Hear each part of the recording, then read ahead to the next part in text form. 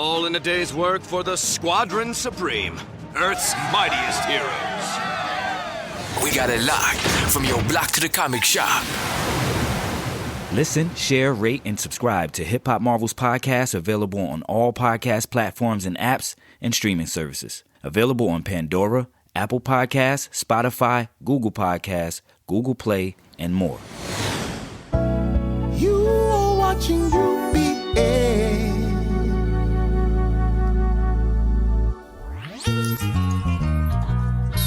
LB Business. Hello, everybody. This is Dunniford Duvall, and we are live at Hip Hop Marvels. And you know how we do all the things at all the time. This is where the superheroes reside. You know what I'm saying? So we gonna keep it going. Black skin, black faces, black people make black magic. So pay me every fucking dime and add taxes. Copperfield in a room full of. Yo, this your boy Frank Nitt. And there's rules if you want to get in this Marvel Studios. Don't nobody get in this motherfucker. So rule number 1, don't pop your ass up. Don't bring no extra niggas. And you better be ready to write, direct, produce some hot shit, or you will not get in. Marvel Studios, nigga, you know what it is. Frank Nitt, let's go. We got it locked from your block to the comic shop.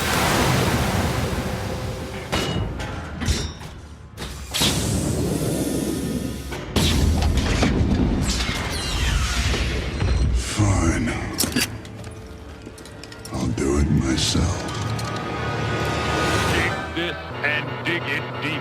You now on that wavelength, time to sign in. Doug Floyd and Hip Hop Marvels will chime in on topics of comics, brought to expand the Hip Hop Connect with the gauntlet in hand. They got it locked in, they floss in the brand. The block to the comic shop, they cross and examine. Representation's famine and moved on the shelf, and the system is happy with the movement it's dealt. We don't wait for the sick to improve on the health, so we pull a Thanos, fine, I'll do it myself. And it'll come out extra clean, fresh for the fans like an extended scene. With the hip-hop and comic dimension, they activate you with gems they present in. Hand in the gauntlet, yes, we gon' flaunt it. Hip-hop Marvels will bring you the rawness.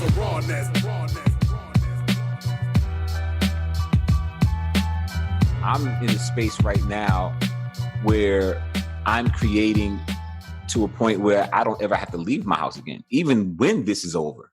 Like, right. I'm like, nah, if I can make 100 racks in my living room, I'm not going out nowhere. Yeah, definitely. I'm trying to figure out, well, I'm not even trying. I already figured it out. Like, I'm at a place where it's like, I could perform online and still get paid for it. Like, I could still charge $15, $25, for you to watch me on live. Like, right. That's it. And I'm like, okay, I could do that. I can sell beats online. I can, I can still create. I can still do the Vegan Made Me TV show from my, and I can sell the cookbook. Right. I can still print merchandise and sell it from home. Like, if I don't ever want to come back outside, for what? And that's a great way to to set yourself up. I'm thinking that's going to be the new norm in a way. Because let's be honest, when this whole thing dies down, it's not going to be nowhere near the way it was. Like, let's be clear. Right. It's going to be, fairly different. And yesterday is over. Yeah, exactly. And the way to capitalize on that is, sort of like what you were saying, is have multiple revenue streams that you can, produce from home. Right. Or produce from your, now, all I need to learn is how to make my hologram. That's all I need to learn. I'll pop up at any show. Man, it's a squad party, ladies and gentlemen. with the Coachella hologram and whatnot. Yeah. Beyonce, Prince. Man, so how about you, Cash? How you doing during this quarantine? Pretty much the same, taking it day by day, but I've been doing the same thing, staying creative. I've been reading a lot, writing a lot. I've been working on a music video that I don't consider myself an editor, but the person, he asked me for it, and I was like, oh crap, I forgot I had these clips. So I just stayed up one night from like 11 until probably 4 a.m, just going at it, editing, and The first cut is done. I got to go back in and add some things to it. But like you said, this space is just like you have nothing to do but be creative and to tap into yourself. So it's been pretty dope. So that'll be out in a few weeks. That's what's up. That's what's up. Yeah. And for the record, Cash, you are a director now. That's it. I'm a director. And an editor. But I'm not an editor. I don't consider myself an editor. Well, so now I am. Yeah. Yeah. There you go. There you go. I definitely direct and I write treatments. And I'm a visual artist, so I can see things. But so now just seeing that this video is finally actually coming together and I'm bringing my vision to life, like it's real dope. So I'm proud of myself. That's what's up, Rick. What about you, man? Definitely like Cash. I've been doing some reading and some writing. As far as reading, I finished Prodigy's biography. Okay. I finished Jay-Z's Decoded, which was better than I thought it was going to be. I didn't really know what to expect from the book, but it was excellent. And I also went back and read the autobiography of Chuck D. Okay. That's what's up. I've been getting my read on too. Currently, right now, well, I guess you could say technically reading. I'm listening to books. You know what I'm saying? Because I have so much to do. You know what I mean? So I'm listening to books. So right now I'm listening to 50 Cent's Hustle Harder, Hustle Smarter, and it's pretty much like a self-help book, like 50's first self-help book. And he says it in like the introduction, like he never really thought he could make put together a self-help book. But a lot of people have been asking him, due to his success. But like anyone else, he's saying he got a long way to go. I mean, where does it end? You want more. You're not satisfied to, So it never ends. It never ends. When you look at somebody like Curtis, you know what I'm saying? He came from Southside Jamaica, Queens. He was a fighter. He was a right. And then he became a rapper. Then he got shot. Then he sold 10 million records. Then he launched his label. Then, it's just like, okay, now what's next after music? And then the TV show. And now he's on ABC and he has more shows. And it's like, okay. In that aspect, it's like, where do you stop? You don't just stop after, doing like, when you get to ABC, some Southside Jamaica Queens got a show on ABC. And when you look at the credits, it says G Unit Television. That's crazy. So I was super happy for him. I was like, yo, I'm always proud of people when they win, but I think I was more proud of Curtis than I was more proud of Sean Carter. Right. Like, and like the way you explained it. Yeah, because I know so many Curtis Jacksons. Right. I know a lot of them. So to see that, and it's like, yo, wow. Like there is no, limit to what you can do. And it's like, why stop? Right. Why let everybody else be multi-billionaires? Why let, Bezos be the first trillionaire? Like, why couldn't it be Hov? Why couldn't it be, like, that's why they don't stop. It's like, these are things that you're trying to achieve that has never been achieved before. Like you're basically writing history right now. Exactly. I think also for us, for our generation, we were able to actually watch 50 come from, Curtis on the streets, selling mixtapes or whatever, selling drugs and all that good stuff. We literally were able to watch him. For Jay-Z, we weren't able to. I mean, for me, I wasn't really able to see his rise. I've always known Jay-Z as like he was Jay-Z. He was already he already made it. His rise is real dope. Like the skinny dude with the Hawaiian shirt. We seen right. Big pepper. Skinny dude with the Hawaiian Sophie. Hawaiian Sophie fan. Hawaiian Sophie. And being on Onyx album on React. Oh yeah, 50. 50 was always nice. You know what I'm saying? It's like he was always hungry. And I was a 50 fan from Jump Street. You know what I'm saying? So again, like all his wins, I was like, yes. You know what I'm saying? And the fact that he took his he took his hardship and flipped it around. Case in point, you were talking about React, Rick, and when, to me, honestly, 50 before he got shot, like his flow was much better to me. Yeah. After he got shot, I understand he had to tweak some things. He even said it on, what was it, on in the club? He said, go ahead and switch set. Yeah, and if they hate watch the money pile up. Right. But it's like you can't, be who you were to be somebody who you want to become. Exactly. And it's like he basically didn't let that bring him down. You know what I'm saying? Like he didn't, he could have easily gave up. Oh, I can't rap like I used to rap. Right. I don't want to simplify it. He said to hell with it. I'm gonna simplify it, and they still going, you think about it, like, you think about like, his flow pattern from before he got shot to when after he got shot, he spoke different. You know what I'm saying? His mouth doesn't move the same. The muscles is not the same. Right. He couldn't do what he used to do, so he had to make the best of what he got. And it's the same thing with Machine. Yeah. I mean, saying half his face is paralyzed.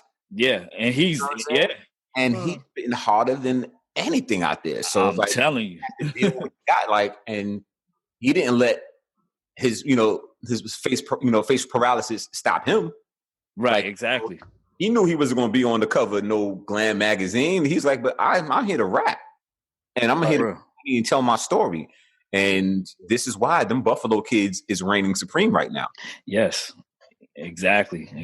So, but yeah, I think we all, through this whole quarantine, we all basically just, like I said, we're tapping into our innermost creative side, and we getting. I know, Finn. I know you. I mean, you already said you printing shirts, creating albums, making beats. Like my whole thing was just ownership. That was my claim to to my fame. It's like if I can do everything on my own, and the thing is, I don't want to do it all on my own. Right. It was just designed that way. Like I didn't make it this way. I always wanted somebody to shoot videos for me, but a lot of people flake. So I was like, well, I'm gonna buy a camera and do it myself, and then I'll learn the situation. Making beats. Now I never had a problem getting beats from anybody. Like every time, I never paid for a beat in my life. So it wasn't like I'm budgeting for a beat. Right. Because I gets busy. Right. You see, I work. Right. You know what I'm saying? So it's like, well, if I give him a free beat, he's going to work that record and people's going to be like, who produced it? And he's going to send them to me. You know? So like, that's how I always been working. But when I started making beats, it was like, well, let me stop calling in these favors and just do it on my own. Exactly. Yeah. Even though they don't look at it as favors, but they're like, nah, it's to a point where it's like, do I just say, you know what, I'm gonna pay you, or I just pay myself? So exactly. Like, and then when it came to making shirts, once upon a time, I was going to another company and paying wild bread for a one color shirt, and I was like, white print on black is gonna cost me how much? When I was 14 years old in Hunts Point Ave, I was printing shirts on a silk screen. I just never thought I can buy a silk screen machine back in those days. And I was like, dude, it only cost me $1,200. Run it. And I learned how to silk screen. Then I learned how to heat press. I got rid of the silk screen. I'm like, this is faster. And like this right here, prime example. This is my company, Golden Era Music. Print this right, sell it. You know what I'm saying? I just figured out if I could do all of this and still have a low ceiling and make that much more money, fine, so be it. Now, with that being said, I created this empire and still try to get people to come work with the God. That's like, yo. But you got these new kids that think they know more than me. And I'm like, there you go. Yeah. Like, have a better chance rocking with me because I'm already in position. Right. Like my label is associated with Empire. Right. The number one digital distribution right now. I can put music out anywhere. You know who I know? Like, if your skill set is working for me, imagine what you can do for this artist over here. Right. That I know. Like, I know people. Exactly. Like, I could just easily put you over there and I have nothing to do with it. Right. So, over there drawing, and I'm like, well, you know what? I just got a phone call from Big Pooh, and he said Luke needs something for him and Cole. Yo, dog, you need to go over there. Yeah. I don't get nothing from this deal. And I never try to like take from somebody else just because I give them a situation. I'm like, yo, work with me so you can go get bigger. But now over there, go ahead. Right. I've made money off of music for over 20 years. I still sell music. You know, music is free. Right. You know, music is absolutely free, and I'm still in the market that I can still sell it. So if I'm still selling music, I don't have a job. This is my job. I don't clock in nowhere. You know what I'm saying? Light flex for those that understand what I'm talking about. Preach. I'm in a position to where I do not have to go report to anybody's office and clock in and listen to somebody tell me what to do. So if this continues to work for me, and I'm not on primetime television, I'm not on the radio 40,000 times a day, but yet I could still do this and still travel with my team and go, you know, out the country before Corona. You know what I'm saying? Right. It's like I'm still able to do this full time. So why wouldn't it be smart of anybody be like, yo, I need to ride with the God? It's like, and that's what it's all about. Like at the end of the day, like, you know, I just want to spread the love. It's like, you know, and that's why, like, even now I give away a lot of information without even charging people. Like I used to do that, you know, consultation fees and all that. And I was like, for what? Let me just give it away. So I'm like, I'm still giving you gems. Right. And I'm like, but imagine if you was right next to me the whole time. Right. I always said that, especially when I moved down here, I always said, one of the guys I got to get up with, man, that's like making a lane and making a way for himself, doing what he loves to do is Finn. I said, I got to get up with him and get at least soak up some game. Right. You know what I'm saying? And apply it to what I'm doing. You know what I'm saying? Exactly. And then it's crazy how we bumped into each other when I was DJing. Yep. Yeah. I'm like, hey, go family right here. What up? You know exactly. You know what I'm saying? So like it's you know, it's always good when you can you know, get out on your own, because like I said, you know, nobody's going to everybody's looking out for themselves. I get it, but at the same time, you know, yeah, exactly. At the same time, it's always good to have a team. That's why, like, I'm growing. Like, it's crazy because when I started this whole podcast, this whole movement and everything, it was just me. You know what I'm saying? But I kept pushing and pushing and pushing until other people saw the vision. You know, you can't make somebody. Only thing you can do is just continue to keep going and hope that they'll see some type of, you know, they hope that they'll see the vision, the same vision that you have. So and that's what happened. Like, you know, I started getting, you know, folks from over here, you know, and joining in on the movement and everything. So you blessed, man. You blessed. Like, you got a team.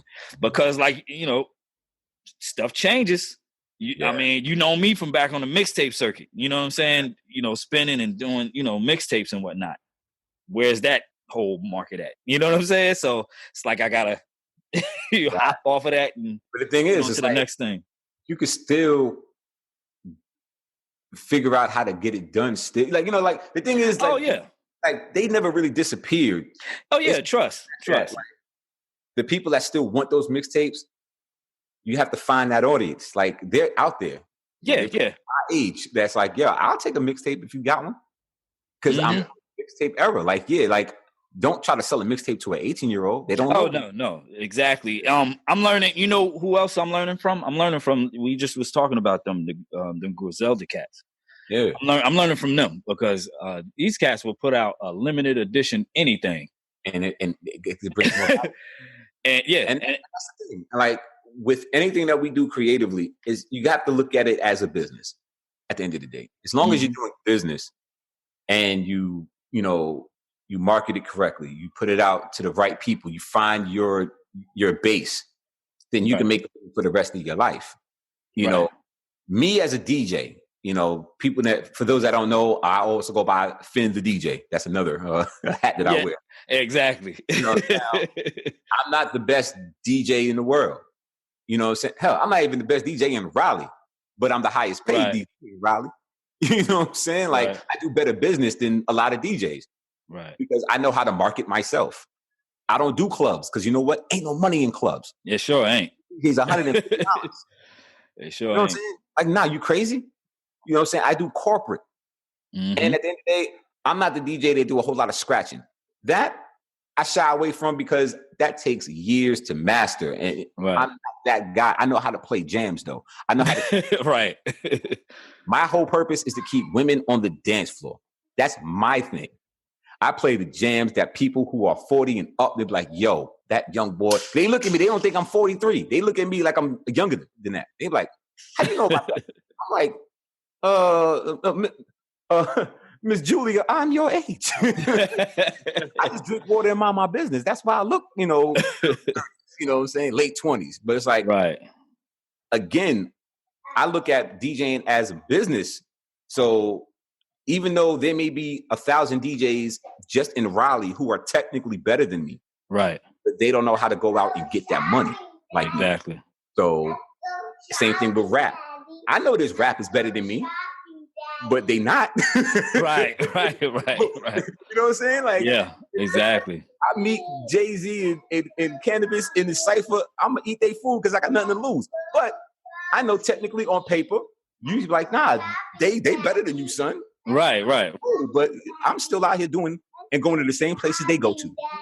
Exactly. You know Jay-Z did the European tour. Guess what? So did I. You know what I'm saying? Like, exactly. So like, I don't care who's better than me. Like, I let that go when I was young.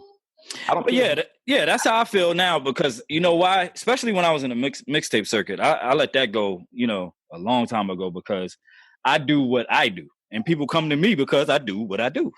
You know what I'm saying? Like, I was the one doing the theme mixtapes with, you know, right, relying on pop culture and superheroes and stuff like that, like all throughout. And so, like, you know, I agree with what you're saying. Like, people are gonna come to you for what you do. For what you do, you know what I'm saying? So it's like I sell the value more so than selling me.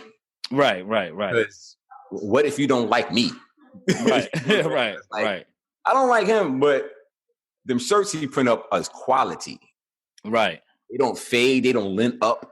You know what I'm saying? Like when I sell hoodies, I don't buy Gildan. I don't sell Gildans. Right. Gildan's that's a garbage product. Even though Gildan, the company, owns American Apparel. Right. Gildan brand, the tees are trash. That is like level 1 of, see, you know, I want to get in the game and sell merchandise. You know, we'll chop it up definitely. Like, you know, offline or whatever, we'll definitely chop it up because I'm trying to take this. I got so many ideas. It's crazy. Like I'm trying to take this to like the next level. You know what I'm saying? But it's like that was the key. Like my thing was, find the value. And then when I price when I put a price tag on what I'm selling, I can back it up with why it costs that much. Right. You know what I'm saying? Like, yeah, if I like this hoodie right here, I can sell it for $65 because it's the same material that Ralph Lauren uses. Like he just got a bear on it. Right. I put it on it. You know what I'm saying? But it's like, you know what I'm saying? Like, it's like the ink don't chip off. It doesn't fade. Right. So yeah, I mean, you can look at your Ralph Lauren tag and look at the cotton to the polyester, blend, and then look at mine. You're like, that's the same thing. Mm-hmm. Okay, so he's not selling me a shirt that's going to shrink in one wash. Right. So yeah, my hoodies, everybody else sells hoodies for $35. I sell mine for $65, $70. But you're getting the quality. Yeah. And here's the thing. If you were the customer to come to me and be like, $70, I'm not going to argue with you because you know why? You're not my customer. Yeah, there you go. Plain and simple. If you complain about my price, you're not my customer. So I'll go over here with people who got money that pays. Same thing when I DJ. They be like, yo, how much you charge an hour? $250. $250? You're not my customer. Yeah. Like you're paying for my time. Yep. I could be home with my wife and my son. Yep. See, I DJ for free. I rap for free. I print t-shirts for free. What you're paying for? But you pay me to come outside my house. Right. You're paying for that time. So I put my value on that. And if you don't want to rock with it, guess what? I'm not pressed. I'm not gonna drop my price just because you was tight that my price is $250 an hour. No. For what? I don't see Capri doing that. I don't see Jazzy Jeff doing that. They don't compromise their price range because the customer can't afford it. Then don't ask me to do it. Yeah, you definitely don't try to lowball yourself. You don't go to Macy's and buy a Ralph Lauren hoodie and be like, $200. I got $150. Well, you don't got a Ralph Lauren hoodie. Yeah. So, and that's how I am at the live shows. People like, especially when I'm with Little Brother and we selling merchandise, and they're like, how much the t-shirts? $25. How much for 2? $50. It's like, no. They thought that extra $5 was coming off, bro. And then when they get the rude awakening of who's at the table, because most people don't know what I look like. They know my voice. Mm-hmm. I was never like all in the videos dancing. You know what I mean? So, so a lot of people come to the table and just thinking I'm the merch guy. Mm-hmm. And they like, wait a minute. Yo, you Chaundon? Yo, it's Dunniford Duvall at the table. You know what I'm saying? I'm like, $50, G. You remember like yeah. $50, G. And they get mad, but I'm like, yo, I don't have to sell this to you. Right. I don't think Fontaine Pooh gonna be mad that I didn't chop $10 off for sale. Right, exactly. I get all the money. This is why they bring me on the road, because I get all the money. Don't buy it. Don't worry about it. The next city, they're gonna sell out. Your loss. You know what I'm saying? So I'm like, nah, if you don't go haggle with Ralph Lauren, then you can't haggle with me. Yeah, I mean, and that's what we, and especially as Black people, brothers and sisters, we got to learn that not to lowball ourselves, man. We are worth too much. Right. We're too valuable. And that's in whatever you do. You know what I'm saying? It doesn't even Black business. Yeah, whatever you do, it doesn't matter. Like, you know, I erase Black off my business. I'm a business. I'm already Black. I know that. I don't own the Black business. I run a business. Right. You know what I'm saying? Okay. And my bottom line is I need to put money in my account. Okay. I got a son. There you go. Even if I didn't, if I was single and by myself, I still got a bank account to fill up. So there's a bottom line. Yeah. You know what I'm saying? Yeah. But now it's definitely more because I have a wife and a son. So like, yeah, dog, price didn't went up. Every year my son gets older, the price goes up. You know what I'm saying? Every summer I give myself a raise. So my price keeps going up. There you every go. time. You know what I'm saying? Like, nah, B, business. There you go. Not Black business. Business. There you go. You know what I'm saying? I guess it's not much Marvel news out there now, but we're going to get into a little bit. But before we do, I want to say, I want to give a big congrats to Cash. Because, big congrats to Cash. She's a Mass Comm graduate, NCC. Class of 2020. Class of 2020. Thank you. You know what I'm saying? So, did better than me. You did better than me. I went to college for Mass Comm. You know, I'm a college dropout. Hey, I was too. I went to community college. I just went to college just for the experience and to take what I needed for my life. That's crazy, right? That's basically. But shout out to Cash. That's dope. That you know what I'm saying, we got that, did that. Yeah. You know what I'm saying? Thank you. Make more of it. You know what I'm saying? Like big accomplishment. Accomplishment. That's dope. Yeah. That's real dope. I love seeing Mass Comm graduate. It's crazy because you know, when it's not that I did it by design or anything, but like when I was reaching out to people to be a part of this podcast, you know, co-host, most of us are Mass Comm like majors, and it's crazy. Yeah, it's crazy. You know what I'm saying? Claudius, he's not here with us now, but he had some Mass Comm work to do. It's crazy because, you know, but yeah, he has his Mass Comm thing going on, and Cash, she's Mass Comm, and like everybody's into you know, mass communications and media technologies in some way, shape, or form. So I think that's yep. And the only reason why I did it, because I made my own career path. I was like, all right, after I graduate high school, because my plan was to go to City College, because I lived right across from City College in Harlem. Okay. Like, and I used to always call the station up and freestyle. Oh, so, shit. every Wednesday, I would call them, and they got to know me that way. So I was like, yo, when I graduate, I can go to City College, work on radio, slide my music on the air, and then rap. And now, and the funny thing is, somebody in Atlanta was doing the same thing at the same time, and his name is Chris Bridges. Yep. AKA Ludacris. Mm-hmm. Did the same exact thing. And I didn't know, because again, this was 94. Mm-hmm. So I graduated high school 94, and I was like, that was my plan. But then I went to school down south, had Mass Comm. I was at Barber Scotia College in Concord. Then I transferred to Central. But then the Justice League happened, and I was like, well, I don't need college no more. I'm a rapper. Yep. I knew I wasn't going to work for nobody. So I was like, why do I need a degree? I just take what I learned. I took all the public speaking courses. I took the journalism courses. I just took what I needed to be a better writer, because I knew I was going to rap for the rest of my life. And I was like, yeah, that degree, I personally don't need it, but I love seeing everybody get it, because everybody's path is different. And I'll never put my views on anybody else getting theirs. I'm like, nah, go get it. Yeah. When there, you better go get it. Right. You ain't do it. Like, that's me, dog. That's me. You better go get it. You know what I'm saying? Right. So definitely, Cash, congratulations. That is super dope. Thank you. Yeah, I appreciate it. Congrats on that. For the next one, so I can see your degree hanging over, you know what I'm saying? I know, right? Yeah. It's coming in the mail. Definitely.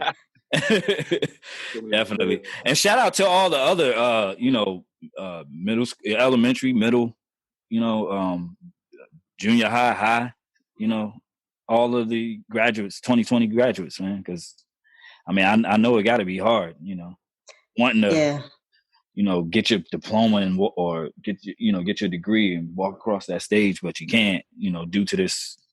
Right. It's amazing how determined these kids are, with all of this corona going on, because like I have a 2nd grader and an 8th grader, and they're on top of it. Like, I don't ever have to say, okay, time to get on school, time to get in your class. None of that. They just roll with the punches. And so I think it's real dope. I mean, obviously, like we've been saying, this is the new world we're living in. So they may not even go back to school next year. Who knows? But they just rolling along, knocking out their work, getting those grades. So we're at a stage now. I think in the beginning, everybody was like, "Oh, what's going on? What's happening? I don't know." But now it's kind of mellowed out. Everybody's like, they got their course that they're going on, and they, even kids, they're more, cool about it and more normalized about everything. Like you said, they're just like, oh, well, roll with it. What we got to do, Yeah. So I was calm at the beginning. I was like, oh, so we locked down? All right. I was too, a little bit, but then, like, in a way, I was just like, and we talked about this on I think 2 episodes ago, because I was saying my thing was not knowing what was to come. Like, that was the only thing that was bothering me. I'm like, well, what's next? The uncertainty, the uncertainty of everything. Yeah, that's the only thing that was bothering me. But other than that, once I got over that, I'm like, I'm an introvert anyway. I love being in the house. Like, I love being in the house. So, I mean, it's not really bothering me. For me, like I said, I like it now because I get to create even more now. So, I think the most that I miss is going out having lunch by myself, because I'm an introvert too. Even though I'm a people person, I'm still very much an introvert. So I really miss my alone time lunches where I just get to people watch and just sit and relax. And I also miss the gym. Like, I need them to go ahead. Oh yeah, the gym. Yeah, definitely. I ain't going back. You ain't go back to the gym? And the thing is, I love the gym. Oh my God. I mean, I had the Lifetime. I used to go to the gym, the Lifetime gym. Oh, okay. Okay. The big joint. The resort. Yeah. $100 a month. You know what I'm saying? Like, I loved it. But I'm like, people are dirty, B. Yeah. So, I mean, I bought me some dumbbells or got a jump rope, and I'm like, you know what? I haven't worked out since, I'll say, like, mid-March. It's been a minute. But Mid-March. You know what I'm saying? Yeah, but I'm trying to reprogram my mind because I liked all the amenities of that gym. Right. So it's like, okay, the steam room is gone, the sauna's gone, the pool is gone. All right, so I have to reprogram myself. Like I think I reprogram myself to the creative part so much where it's like I homeschool my son in the morning, right, from 9 to like 10:45, and then we come down. He eats his lunch. I start making beats. I put him to sleep at 12:30. I come back and I make beats, and I'm like, okay, like the creative process is like super flowing, but I'm like, nah, I need to get back to working out. At least I can go run 2 miles outside. Right. But Yeah. the weather's been kind of raw out there. I'm like, and I don't like to run in the cold. That's why it was perfect in the gym, because I get on the treadmill and run 3 miles and be great. But as soon as it get hot on a consistent basis, like 6 a.m, and it's like 85 degrees at 6 before the sun is out, I'll be hitting the pavement. Yeah. And then after that, I'm gonna do that too. You know what I'm saying? I'm gonna get outside and run too. But I don't miss nothing. I mean, and y'all know me. Like I had like a great time being in front of people. I'm a performer. I like to be in front of people. But it didn't bother me when it's like, oh, it's just, we in a house. It's just us. All right. I guess I adapt to things faster than most people. So like every day was uncertain. Before Corona, every day was uncertain. You don't know what's about to happen. So when this happened, I'm like, all right. You feel like you have a little sense of control somewhere. You know what I mean? Like all of this. I'm like, nah, I'm good. You know what I'm saying? Yeah. So my thing was, can I continue to run business the way I want to run it? And then that's when it became to the point where it's like, well, just get creative. What can you do that you haven't done before? Right. Because again, I'm the type of person that believes I could do anything. Right. So when I started making beats, I didn't think I was going to be a producer like that. And then it happened. Then I started producing for people. DJing. I just picked it up and I was like, all right, cool. I could do this. And then I did it and I did it well. Then it was like, oh, I'm going to start doing clothing. Oh, I can do that. I wake up every morning with another identity. I'm like, okay, what else can I do? And yeah, we're gonna get into all that, especially and the Sean Fallion joint is fire, by the way, too. Yeah, so we're gonna get into all of that later. Like, cause like it's so much like with him, it's just so much to get into because he wears so many hats. It's not like, oh, you just you spit and you MC, that's it. Nah, he makes clothes. He everything. MC. He's a producer. I road manage. He's a CEO of a label. Like yeah. You know what I mean? And if that's not enough, you're a dad. You know what I'm saying? Like, you know what I'm saying? So, I mean, we definitely gonna get into first time dad at that. To be, you know what I'm saying? My son is 3. I was 40 when he was born. Like, talk about late bloomer on a family. Right. So, yeah, it's like, again, I just believe I could do anything. And I'm like, yo, you put it in front of me. I mean, I'm going to do it. I mean, that's the way, this way you got to go. So, Rick, you got a little bit of Marvel news about Black Widow, don't you?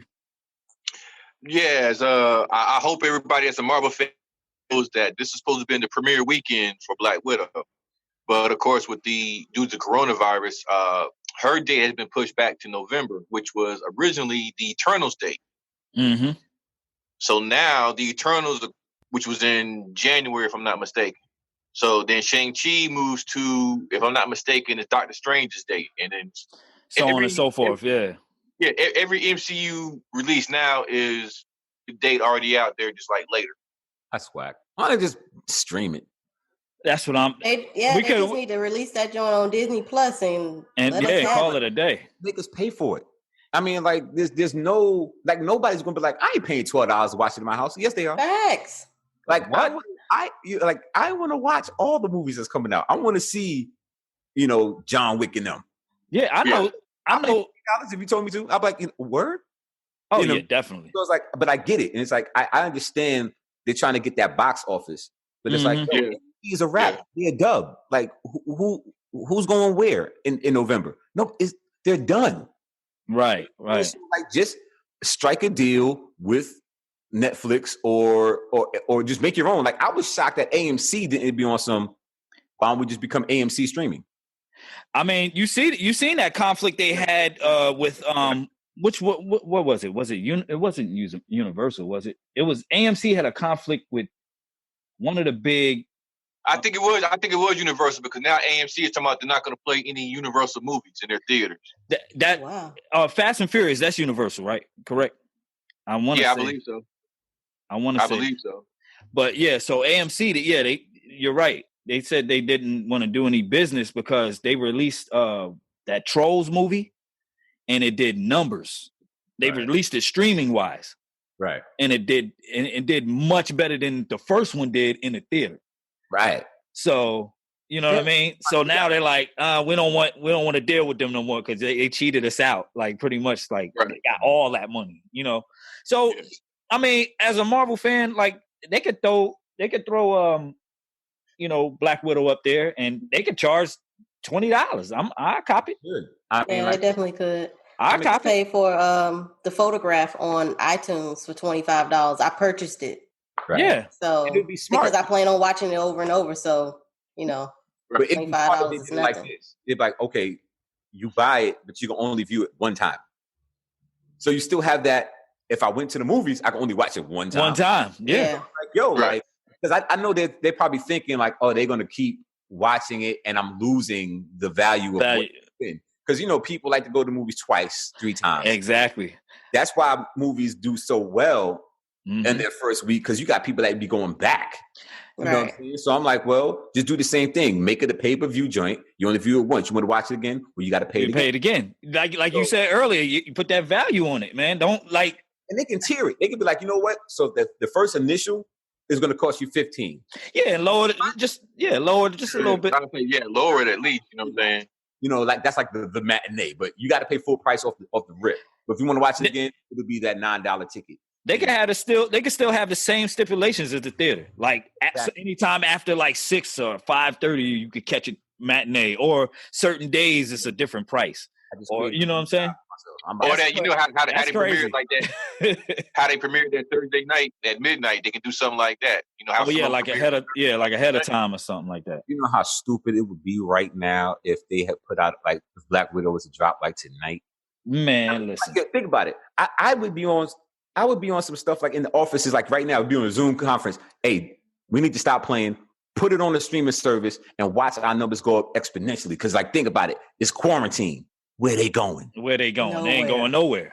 Everybody want to watch it, and they're gonna watch it. And then what they're gonna do? They're gonna get on this little thing called their phones, and they're gonna talk about it while they're watching. They're like, "Oh my god!"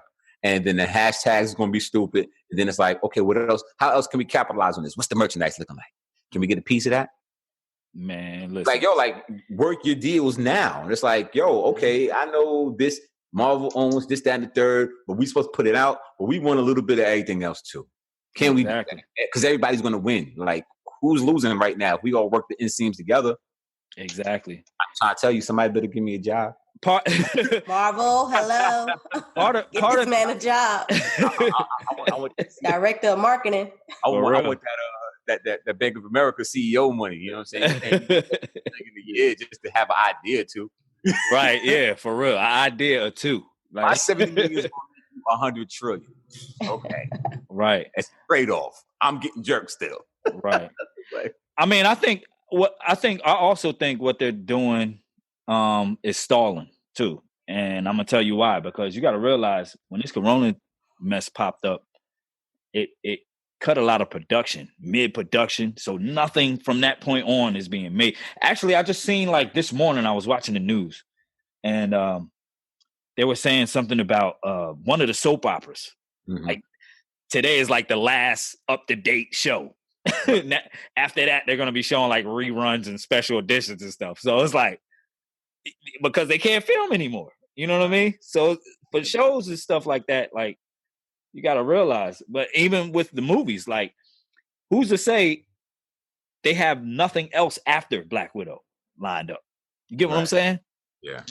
So to me, I'm thinking that maybe they're trying to like prolong it in hopes to get right back to production while they put that out. And, that's just dumb. Buy some time. But no, I agree. I think that's part of the reason because, you got a lot of shows and a lot of production that halted. Now in real time is catching up. You know what I'm saying? Like, I'll give some more context on why I say it's dumb. I don't want to say it's dumb and keep it pushing, but it's like, think about how people are watching things now. You don't want to prolong and a shift will happen. Because suppose there's going to be, let's suppose like we all started filming things, right. and what we're doing is very successful, and then that's all people want to watch. So you held your hand for so long, and by the time Black Widow comes out, they're like, I like their take on Marvel. You're right. You're right. They answered more questions for me. They actually went in. They nerded out. Like they commercially, it's like when I talk to people who grew up reading comic books, they left a lot of stuff out. Right. There's like real talk. If it was really real, Thanos would have ripped your man in half. Like, Iron Man would have been ripped in half. Like it would have been a different, different story. But if we told it and people was like, nah, I'm tuning into this and it costs less. Right. Why do I want to go watch Black Widow? Why would I want to watch anything else? So like a lot of directors are going to lose because you have people like us who are coming in from the ground up in the midst of a pandemic with a whole bunch of fresh ideas, because Hollywood is doing nothing but recycling ideas anyway. That's in a nutshell. Like, you're giving me new content and it's dope and it's consistent. So why would I go watch anybody else? I'm tuned into you. Now they better got to come holler at us. Right. How can we get in? You're not. Sorry. Right. Sorry, Marvel. It's right. No. Right. You're for real. Right. Like, nah. Y'all can't eat over here. Right. You know what I'm saying? So that's why I say it's dumb. It's like, don't let this pandemic spark a revolution.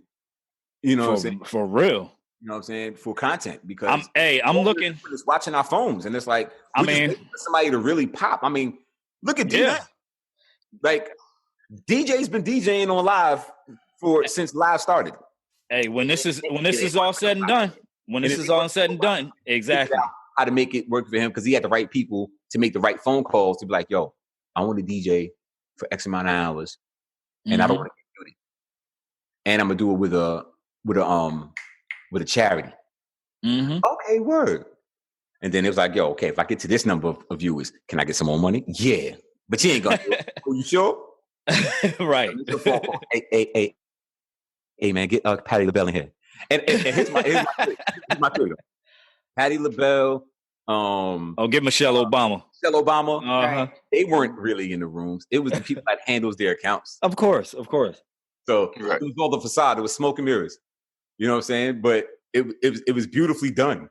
Yeah. So whether people take heed to my words of like, yeah, y'all got duped, but y'all were just caught up in the hype. I was in the same room with Michelle Obama. Oh, no, you weren't. She ain't on here.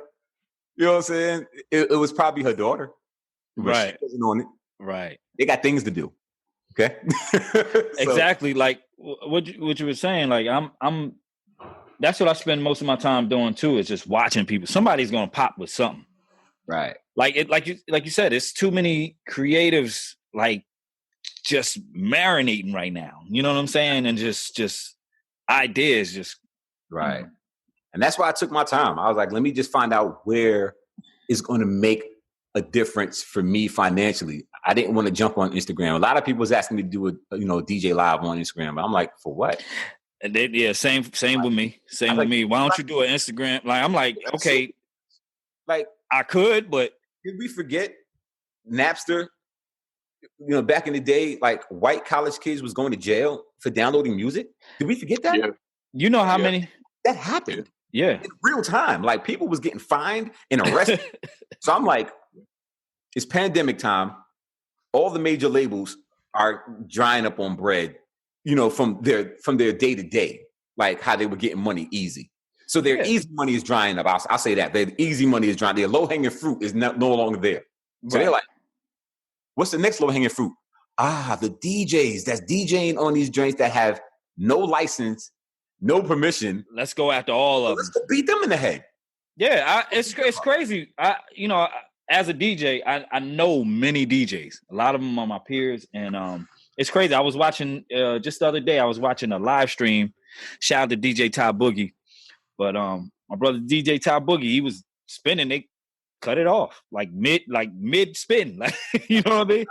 Doing that. I'm like, you know what I'm saying? And then the crazy part is a lot of DJs will come up with excuses on why not to go to Mixcloud. Oh, it's $15 a month. But do you understand why it's $15 a month? Because they got the licensing. They got the licensing. Plus, you can monetize. Mm-hmm. You can get paid. Yeah. You can be like, yo, you know what? It's going to cost you $1 to get in my joint. Let's say you have 3,000 followers. 3,000 people paid $1 to get in. You made $3,000 today. Exactly. Why would you buck against the system to go DJ for free on Instagram? Exactly. Oh, people don't click links. Why not? They don't have to leave their couch. Exactly. Or they're on Instagram. Put your link in your bio. Mm-hmm. You're already on Mixcloud on one device. Get on IG. Get on live. Hey, y'all, click the link in my bio. We going live right now. Woo. Put your phone down. And then they click the link and come to your join the Mixcloud. It's that simple. Like, people always have an excuse on why the right decision is too much. But I'm like, so you want to DJ on Instagram for the show. You don't want to get paid. This right. I do business. You play records. All you do is spin records. Right. Oh, get money. Like, but you know what? I'm not going to tell DJs these tricks no more. Right, right. That's what I'm circling back around to. Like I mentioned, you know, let's be honest, the mixtape game ain't the same how it used to be. It's changed. But it's changed. But I still do what I do. You know what I'm saying? The last mixtape I think I put out was, I like doing creative stuff. You know that, you know.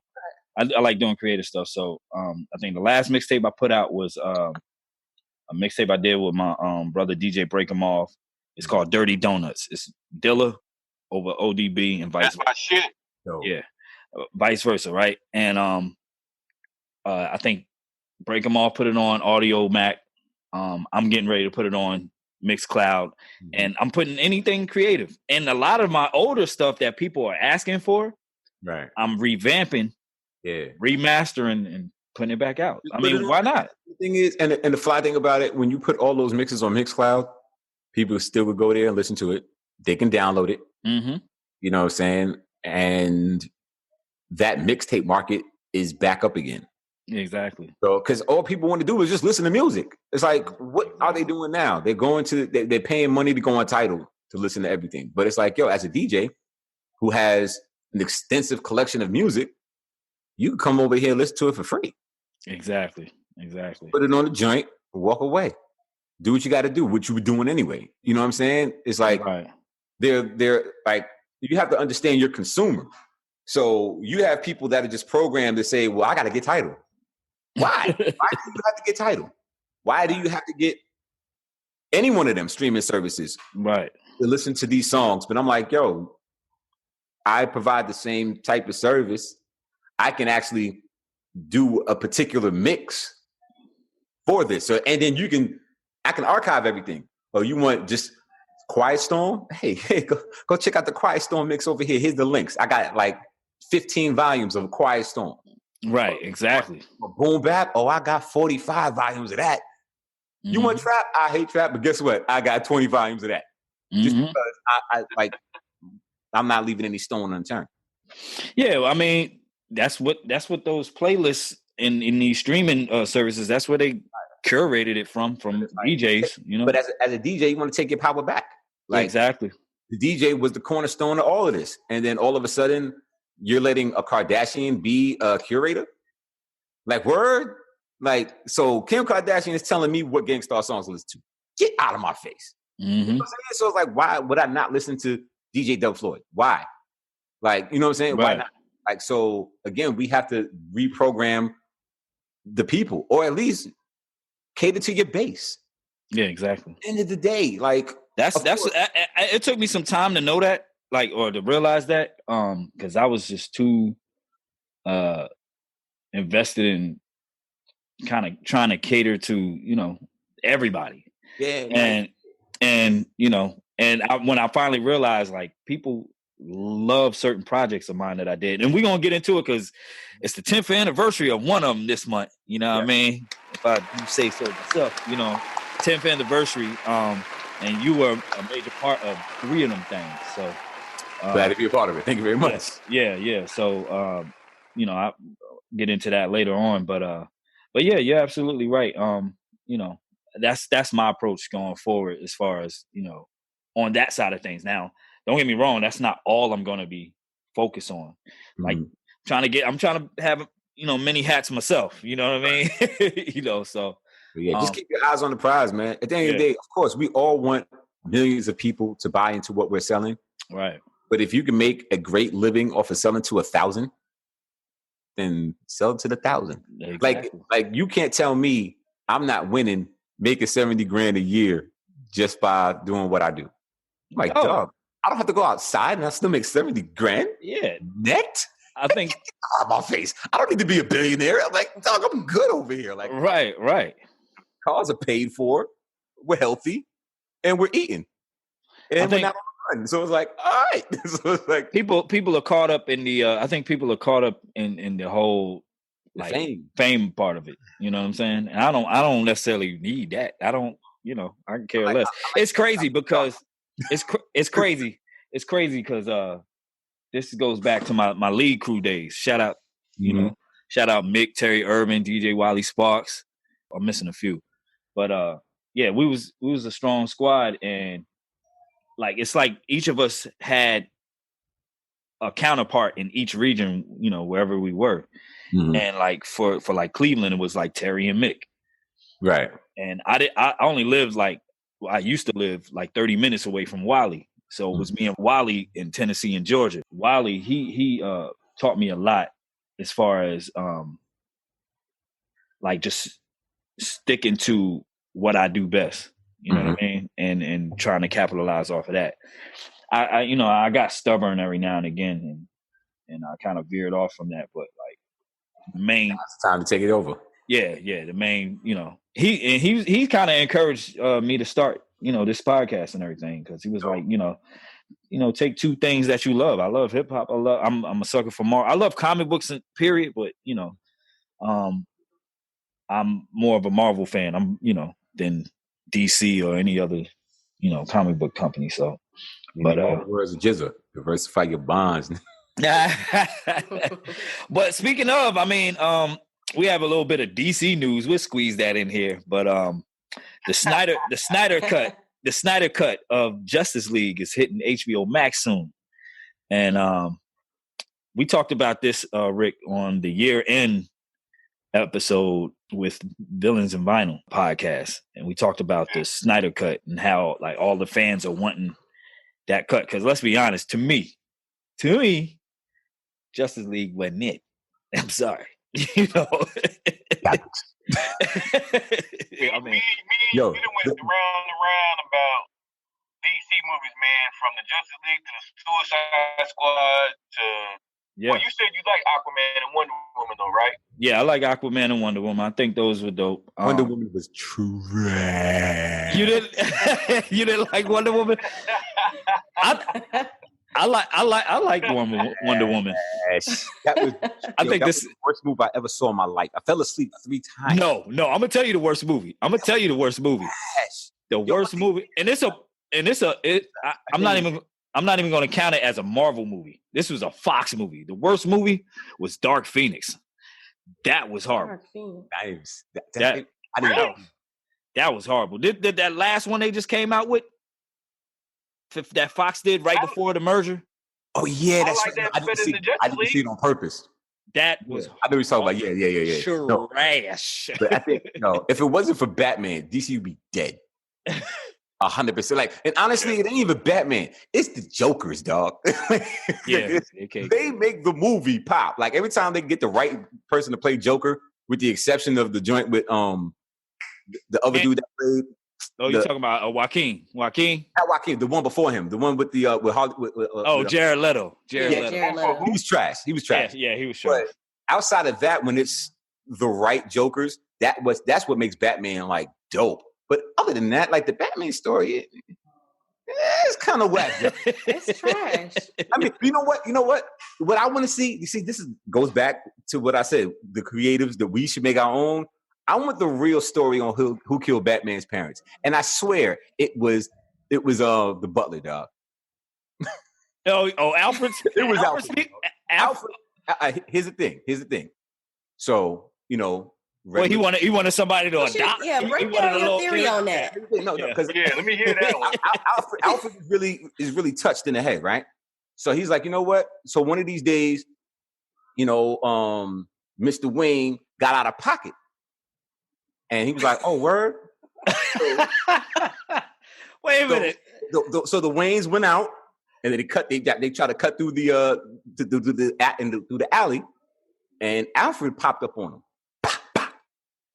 So he was the perfect killer because it's like, he knew all their whereabouts, he knew where they was going, and then to complete his cover, he had to take care of Bruce. And he was like, damn, son, they killed your parents, dog. You like such a pops, B. If I was you, not for nothing, if I was you, I would train, say my prayers, and go take care of everybody in Gotham. Wait a minute. All these villains, and here's the mastermind of it. The mastermind of all the villains in Gotham is Alfred. He put all of them in place. He's like, I think you need to come over here. There's money out here, dog. Man, Alfred sounded like he from Bushwick. Alfred he's the ultimate villain that nobody knows. He's basically, oh man, you know what I'm saying? Like son of Star Wars. Like, he's the guy. You know what I'm saying? Like the Palpatine. I mean, I get. He's the villain. And I hear you. I hear you. Find out. See, like when Batman finally dies. That's when the truth's gonna come out, because like Alfred's gonna be long gone. So when Alfred dies, like Alfred is dead, the truth's gonna come out in all the letters that he finds. Like, I killed your daddy. I know you was gonna say letters. Low key sick. Your daddy.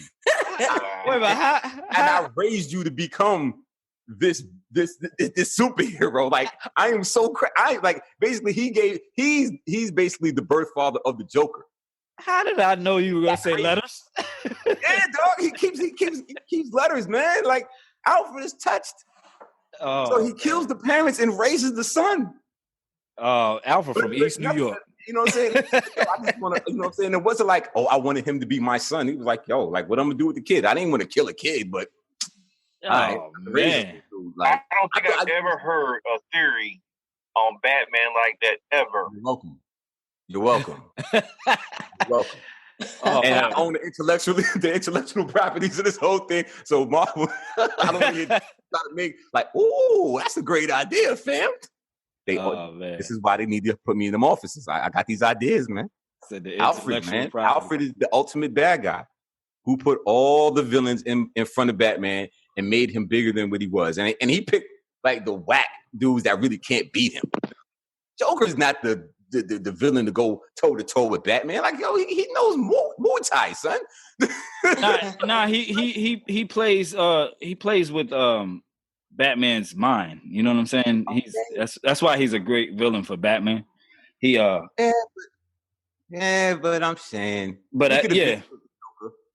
oh yeah. But Alfred be on some. Nah, don't kill nobody, dog. Just arrest him. It's justice. Right. You think Bruce Wayne? Like, let's just be real here. Oh Bruce my gosh! Thing is to avenge the death of his parents. He's trying to find out who killed his parents, and he believes it's either Joker or Penguin or somebody. He's like, somebody got to get it. So you mean to tell me he never killed nobody? So you mean to tell me that Alfred pretty much holds his whole motive with him? Okay. So without Alfred letting him know this information, right? There's no Batman. No. It makes sense. Bruce Wayne would have been an entitled orphan. He'd and that was another thing. Like, so like everything that so Alfred was never going to be in the will. He was never going to get no money. He was a servant. But he was like, the only way for me to get all this wealth and stay here in this plush environment, kill the Waynes, raise the kid. I never have to ask for anything. Bruce is going to take care of me. Oh my God! It definitely makes sense. Raise him, Rick Cash. Y'all remind me. And then I'm still trying to get people to kill him because Bruce put me in his will. Bam. Oh my goodness! So he's like, I'm gonna win either way. Wow! Y'all remind. Hold up! Y'all remind me to put this in the synopsis of this episode. But we got an insane Batman fan theory. But then give him the blueprint of how to make the Batcave and all of that? How does a servant know how to do all of this? Because he's a villain. He's the mastermind. You mean to tell me I'm Alfred. I've been serving your parents for 30, 40 years, bringing them all types of sandwiches and cookies and dinner and whatever they want. I'm holding the umbrella. I'm you know what I'm saying? I'm the guy holding the umbrella when it's raining, but I'm keeping you dry. Farnsworth, but I know how to make a bat cave. I know how to fix the Batmobile every time you crash it up. How many times Batman crashes the Batmobile and he's like, yo, Alfred, man. Yo, the jump seat almost failed on me, dog. That's crazy. Dog. I wanted you to die in it. But yeah, Alfred. He knows how to fix it. He knows how to make all Batman's weapons. Batman doesn't make anything. Y'all notice that? He never he never is like, yo, I know a new weapon I'm gonna make. Yeah. Yo, Alfred be like, yo, sir, here is your new utility belt. It has everything for you to survive. I thought Alfred hired someone to do all that though. Nah, Alfred is the guy. But he still got the ideas for it. Alfred. It makes sense. The guy. I'm trying to tell you. I saw through this long ago. This has been the Don't 30 let Fox hear about this. This has been a 30-year idea of mine, 30 years running. I'm like, dog, something's not right. The butler is raising the orphan, and he don't know who killed, because he killed from the Bronx. I know who. My son, he's a murderer. So you taking it back. You taking it back. So the butler did it. The butler did do it. He is diabolical. Ask somebody in DC, like, yo, fam, the butler did it? And he's like, how did you know? These are trade secrets. That's the one villain Batman would never catch. The people that killed his parents. Like, he has no leads out of all this technology. And everybody he ran up on, nobody knows. Like, nobody copped to it. Penguin ain't copped to it. Joker ain't copped. Like, that would be the best card for Joker. I killed your daddy. Like, I think in Gotham, they tried to make it look like it was like the Joker or something. They always try to make it look like it's a Joker, but it was never the Joker. But it can't be the Joker because the Joker and Batman should be like right around the same age. The Joker is Alfred's son. Wait a minute. He just keeps Yo, this is crazy. We got a whole first issue of this. Welcome Batman to comic. DC and hip hop. I can make DC better than Marvel in one volume. I can really. Whoa! There, Dunny. Listen, that story alone destroys everything Marvel ever did. Oh my god! Everything. Get rid of everybody and start over. Start over the whole Marvel universe. They'd be like, oh no, my mind is blown. Nah. We can't do that. and then we need the people to direct it the way they did. No. You get the way they did the story for the Joker to do that Batman. Oh my God, that'll be a man. Now you on to something. I'm shook. I can't trust nobody. Oh, you talking about the same you talking about the Joaquin Phoenix Joker movie that just came out? That same cinematography? Yes. With that story? And then the way they told the story. Like, man, yeah. So it's like, yo, now I understand the Joker. All right. Like for real. So like to go that deep. But then I would say to go in the direction of how they did, what was the movie with Brad Pitt and God? What's his name? You know what I'm talking about.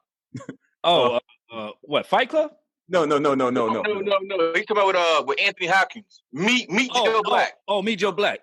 Not that one. No. I'll talk about what's his name? I can't remember his name. He was in Batman. The old black dude that never ages. Morgan Freeman. Morgan Freeman. The movie with Morgan Freeman and Brad Pitt. What's in the box? Seven. Anthony Hopkins. Yeah. So you see how like crazy that storyline was? Now imagine doing that with the beginnings of who Alfred really is. It's like, oh man, yo, he got his head in a box, and he told him, "What's in the box?" Yo, I'm going to make sure you kill me. I'm not going to jail. I'm going to win by death. So I cut your wife's head off and put it in a box. Yo, that's crazy. So Alfred killing the Waynes. Yo, come on, son. Like, what drove him to this? He got out of pocket one day, and I waited 20 years to kill both of them.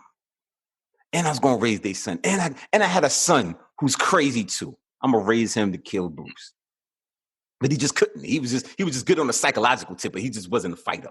That's yo. So that's why he's like, yo, man, I'm trying to tell you. I erased the whole Marvel universe with this one story. Yo, he got he off of this. He got a pretty decent fan theory though. Like heavy. I'm heavy. I'm not even an avid comic book reader. I grew up around comic book readers. We used to go to Forbidden Planet in Manhattan back in the day. Yeah, Forbidden Planet. One of the spots. Spider-Man. You know what I'm saying? Like, one of the spots. But I wasn't that, you know what I'm saying, like involved with comic books because my peoples used to draw. Right. So I was just around all of that. Right. But I never bought a comic book, like ever. I would just read my peoples. I'm like, yo, son, let me see that.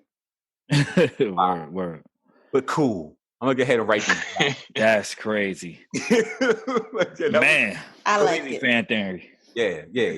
Stop it up. I like it. It's it. All right, so in more Marvel news, we got Ironheart. There's an artist who worked on Gods of War, and he did a concept art of what Riri Williams, who is Ironheart, who is Iron Man's successor in the comic books, what she would look like in the MCU. And it's a pretty dope pick. When you guys get a chance, you could check it out. They have it, just type in Ironheart online. But one of the articles on Screen Rant says new fan art imagines what Iron Man's successor Ironheart would look like in the MCU. As Marvel Studios wrapped up the Infinity Saga last year, the franchise also bid Tony Stark's and Robert Downey Jr. goodbye with a tragic but poetic send-off in Avengers Endgame. With that, conversations about who might take over his mantle in the universe have begun, and fans have their own personal picks, including Riri Williams. Yeah, I think that would be dope to... now, I know last year they were saying something about developing a show for Disney Plus with her or something like that. It was like a rumor or whatever going around. And I think that adding her will be dope because let's be honest, it seems to me that they're building up to a young Avengers squad. You know what I'm saying? In the MCU. Yeah. You got a lot of pieces coming together for that matter. Ant-Man and his daughter, Cassie Lang. Mm-hmm. In the comic book, she becomes Stature, which is, a play off of Ant-Man and Giant Man, I should say, because, her powers are that she can shrink and grow. And grow. Yeah. You have Kate Bishop with Hawkeye, his daughter. You have, Riri Williams would take over the mantle of Iron Man. And you have Shuri, because I'm pretty sure, I'm pretty sure, Black Panther would pass that mantle down to Shuri. You know what I mean? Yeah. So, like, it looks like, and of course, Spider-Man, he's already young in the MCU. So it's looking like they're shaping up to create like a young Avengers team. Well, my question would be, will the fans buy it?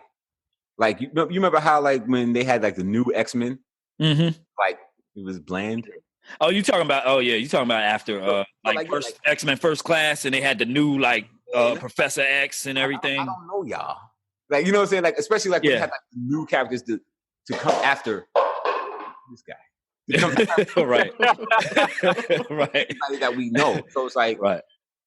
Do I want to see a new Avengers squad? Like, I don't know these people. It might be boring. Like, the actors that play them might not be that good. Like, because they always gonna get new people. And it's like, and I can understand why they keep making the same movie over. Like with Batman, it's like it's the same movie over and over and over. Because like, who's next? Who's gonna be that successor? Like, who's gonna succeed Superman? I'm like, I don't want to watch nobody else after this. Like, right. You're supposed to be the only one that made it. Like, right. So watching new characters, because I know you can't have the same Avengers forever. It's right. Like we can't. It's impossible. I mean, I guess I guess it just all depends on how they introduce. You know what I'm saying? Introduce them to the world. You know, I would say. I mean, look at the like the Star Wars franchise for an example.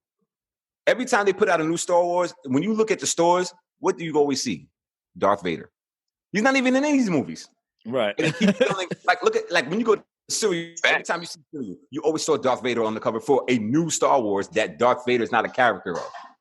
Kind of like nobody cared about them other characters.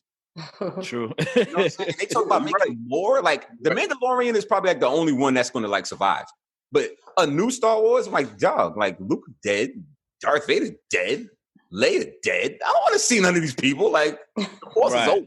Right. So for me, like I'm a super fan of the movies for the Avengers. So I'm like, with the exception of watching Shuri, like because she's actually funny. Like she was somebody that you can like watch, relate to, and understand her jokes. Right, yeah, especially and like, Black Panther. What todos? The sneakers joke, like sneakers. Sneakers. Like, it was funny, but everybody else is like, y'all not even personable. Like I don't get y'all.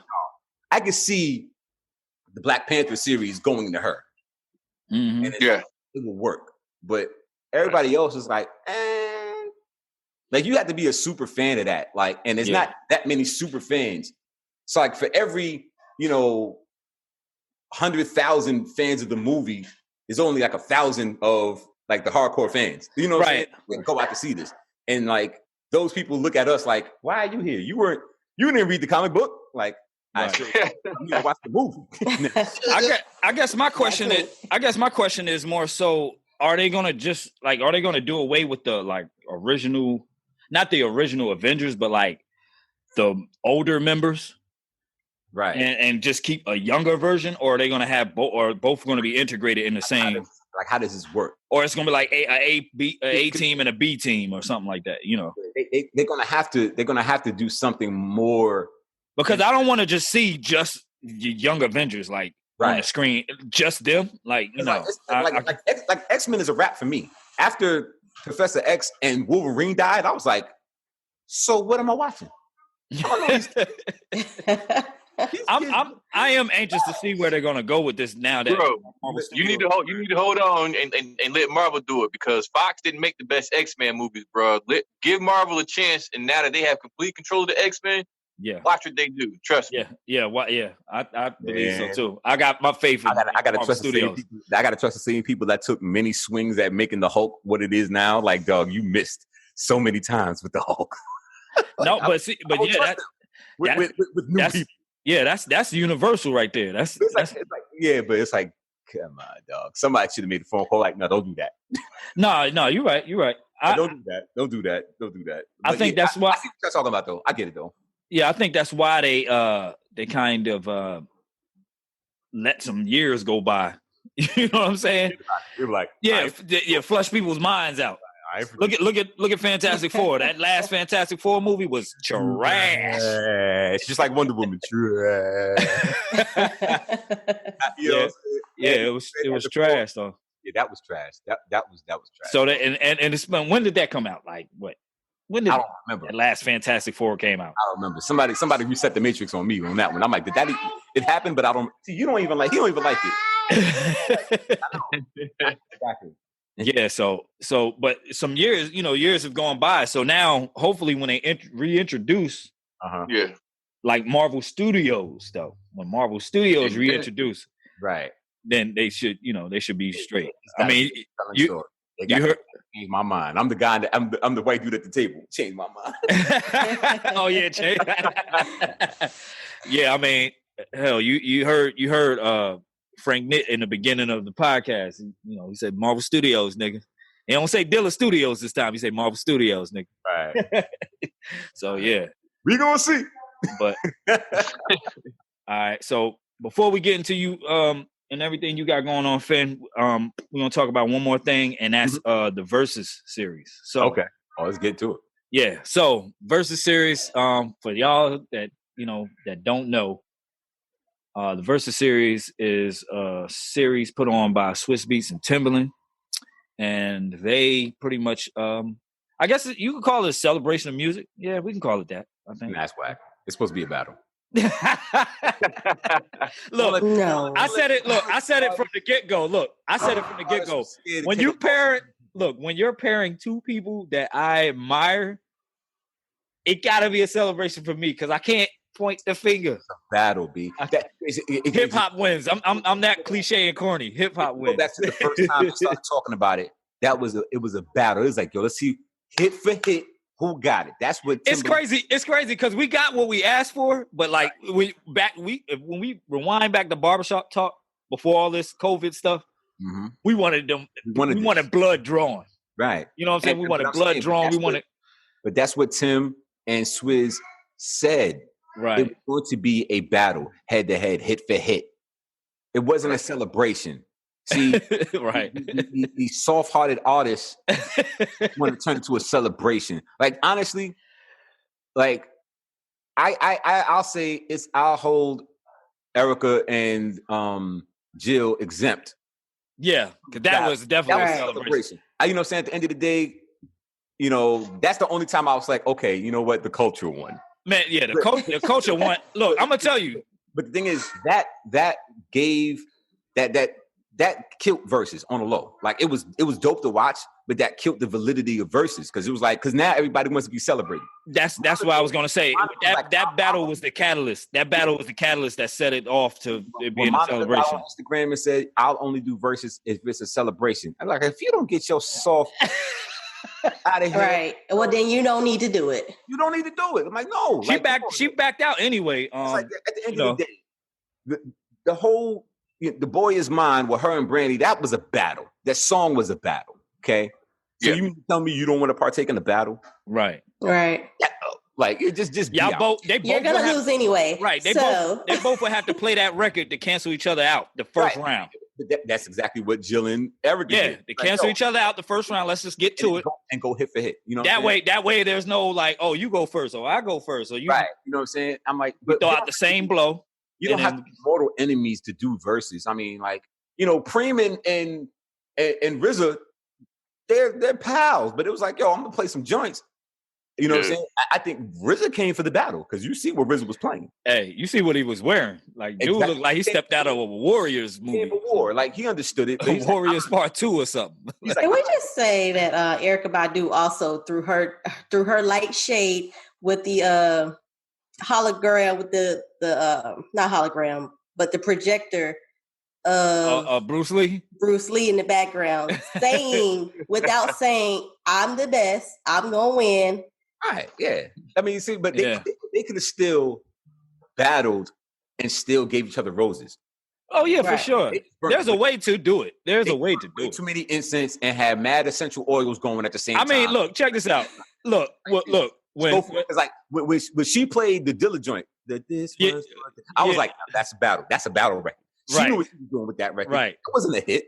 Right. That was like, let me show you what I do for real. No, but Jill threw her hit too with the Robert Glasper joint. That was like a low blow like that. Like, oh, okay, Jill, we see you. But it was still that's not a hit. But I'm saying, but like it took. It was just too much. It's like just play the jams. I'm not saying they got to talk smack to each other. Like, nah, it's not needed. Yeah. But it's like beat your chest a little bit. Like, I will admit when I dropped this record. Woo! Yeah, I will admit when I was diss you to say I'm nice. Right. Right. I do this. Right. We'll do all of that. Let the people talk in the joint. Like exactly all day. But I'm gonna be like, yo, when I drop the joint me, Tay, and Pooh did, oh yeah, let's go. Yeah, I will admit, like that battle in particular, when I went in, I was like, oh, this better be a battle right here. But then when it got to the point to where Jill Scott was like, I'll massage your feet, I'm like, well, I might be here for this. Like, like, wait a minute, what's going on? But, yeah, for real. You know but yeah, so I mean, I get it. Hopefully Saturday, even though it's going to be reggae sunsplash on Saturday. Oh, for real. They're gonna talk. They're gonna talk cash money out there. They're gonna talk like Caribbean rhythms. because that's what they're based off of. Sound clashing. Yeah. Oh yeah, for sure. So this is going to be a battle. Yeah. Like, them rhythms and stuff like that. Them dub plates and stuff. Like they did freestyling before freestyle was freestyling because you get the same beat and 40 dudes would be on the same joint, like just going back to back all day. Why do you think back in the day, every time a reggae joint was played, they had gunshots in the back of the joint? Yeah, because they was going to war. Right. If I don't hear no gunshots in this battle, if they don't play the old school, you know what I'm saying, like on the old mixer, the old Gemini mixer, the rewind selector, a gunshot on the joint and the rewind selector, I'm gonna be mad. I'm mad. Yeah, I gotta hear those gunshots. Yeah, the gunshots on the beginning of Mini Men. Yeah, those type of pow, pow, pow. All of that. It gotta be. You know what I'm saying? But but I want to see battles. I don't want to see celebrations. Like celebrations are made for TV. Okay, right. You know what I'm saying? Like you get everybody. Like how they were doing when they did the celebration for LL and Kane and all of them. When Black Raw. Oh, you talking about the VH1 honors. Now that's a celebration. That's a celebration. Yeah. Verzuz, it's in the name. Verzuz. Right. Yeah. No celebration in Verzuz. Like, right. We're gonna celebrate me versus you. Huh? So what do you think about the Luda and Nelly joint? I didn't watch it because it was trash. Like Nelly? I'm not watching that. No, I didn't watch that. You know what I did watch before? I was watching Osage Jackson talk about the 30-year anniversary of America's Most Wanted. We were going to get to that, and I did not want to taint my internet experience with anything after that, especially a Luda versus Nelly. It should have been Luda versus Busta. That would have been a battle. That would, because they make they're animated, yeah, animation, yeah. Like Luda is the son of Busta Rhymes, but it's like. He was a new version of, he's a light-skinned version of Busta Rhymes. You know what I'm saying? Yeah, pretty much. Same type of like braggadocious, beat your chest, and Luda Nice. Yeah, Luda Nice with it. And Busta Nice. It's in his name. It's Busta Rhymes. You know what I'm saying? Right. That would have been the best battle to me, period. Like that would have been the one. Because think about it. Like Busta would have dropped, put your hands where I can see, but would have dropped, stand up. Like, you know what I'm saying? Like, yeah. Like they have the same intensity of music, same BPMs just about. And it's like, and they both flow fast and stuff. Yeah. Both got dope love songs. Mm-hmm. You know what I'm saying? Now Busta would have won that because he did drum with Janet Jackson. It's like, dog, there's no beat. You ain't beating that.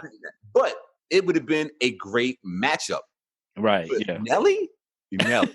And number one, his Wi-Fi was off. He was still using dial-up. Like, right, like he had the AOL disc. Yeah, for real. With 1,000 minutes on it. 3 hours. I think they need to. By this point, they should have definitely been able to create their own platform because Instagram, I don't feel like is the platform to be doing this at all. Because the same thing with Teddy Riley and Babyface. They basically broke Instagram for an hour. Yeah, and like by this time. Swizz, Tim should have their own website up for everybody to log in, pay that $1 to see that Verzuz or something. You know what I'm saying? Yeah. Because the thing that throws it off, and it wasn't Teddy Riley's fault. I mean, like we can joke about it all day, but the thing is, whoever's the main host will always have the better sound. Exactly, right. And that's what I was saying. It diminishes everything, and then then you got to take into account where they are in their house with their Wi-Fi. Now, I will say I saw the Ludacris and Nelly battle, and you're right though, Finn. Like it sounds perfect when the first person's on. I went to Ludacris's page and went to his live feed. It was perfect. His is perfect. Nelly was the ones, glitching and stalling and freezing. It was the same thing for Jill and Erica. When Jill got on first, everything was super clear. As soon as Erica came on. I mean, we still heard it, but it wasn't pristine. It just wasn't bad as, I will say this, though. That was one of the most pristine audio-wise out of all the battles. I would say that. Yeah, but they definitely have to find another platform to where they can, like, you see like how we're on and it sounds perfect because you have your board, I have my board. Right. And like, I can speak through my microphone. I can play music right here and it still sound, if I play a song right now, it'll sound like you're playing it. Right. Exactly. And that's how eventually and y'all hear me, squad. Eventually, we all gonna get right because it seemed like, no, seriously, because it seemed like this is gonna be the move for a minute. You know what I mean? Before we have to meet back up and all you need is you just get the little 2-track board. You know what I'm saying? Plug the mic in and then plug the computer to go into the joint. Like that's how I got mine running. Like I have my 1/8" going into the headphone jack of the computer, and the computer going into the board. Oh, okay, yeah. USB is going to the computer, from the board to the computer. So now everything is going in the circle. So like the way everything is routed, I can DJ right now, and it will sound perfect. I can play stuff on my machine. And then play stuff on my phone because my phone is plugged in to the board. Right. And then I'm still talking into the mic, and it'll sound just as perfect. That's why they need to be on a platform like this, where you know what I'm saying, you play music, I'll play music, and the sound. But you know what I think though, like, well, let me cut in right quick and say I got a dip, y'all. Okay. I got a clashing schedule. Okay. All right, we holler. Later, Cash. But yeah, so I agree. But the thing, I guess, why they don't do it on Zoom is because, like, you talk about millions, like hundreds of thousands of people coming in trying to watch this thing. Yeah. You know what I mean? They should have figured. I think what it is, or you think they should just pre do it, like pre-record it and then put it up. That takes away the live aspect. Exactly. You know what I'm saying? Like the chat room won't be, because it's not interactive with, because when people just first started coming in, they shout people out. Yeah, that's more so the whole gist of it, that live aspect. Yeah, but I think what it was, when they pitched the idea, they got some bread off of it. Right. This man was like, I need to hold on to this for a minute before we let you go anywhere else. Right, exactly. You're bringing a lot of data through us. Right. And we're getting more people to create. Exactly. Accounts with because you think about it. I mean, IG is owned by Facebook, and IG follows the same model as Facebook. Facebook does not want you to leave Facebook for anything. Yeah. So same thing for IG. We got to keep you here. Right. Go to an outside link.